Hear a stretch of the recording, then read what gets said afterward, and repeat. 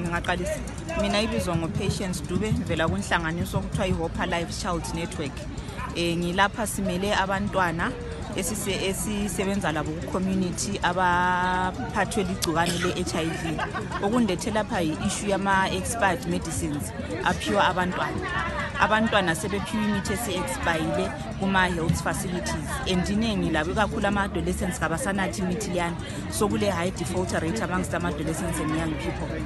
Ama-expired medicines lawa bayawathatha from amanye ama-facilities angithi bewanike abantu kuphela abakwenzayo, they just increase i-shelf life, but laphana ku-container liyana yomuthi i-expiry date yabilokhu injalo ihleli, so akusiza akulanto yabijintshile ngoba wena kuphela uyabu increase i-shelf life kodwa still i-medication liyana yabi-expire.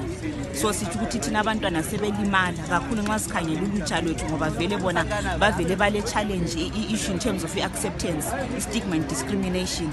So sizafika njani ama-1990 targets ethu ngapha already sesiluza abanye abantwana, yikho singakufuniyo khonokho.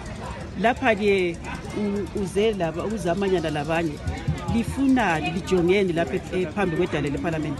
Injongo yethu ukuthi sikhulumisane labezempilakahle labameli bethu ukuthi nxa kuyikuthi kule mali uHulumende ayikhommithayo angithi ukuthi laphana ku-budget ku-health budget imali lana eyakhomithwayo kakungabi imali ecommitted kuphela.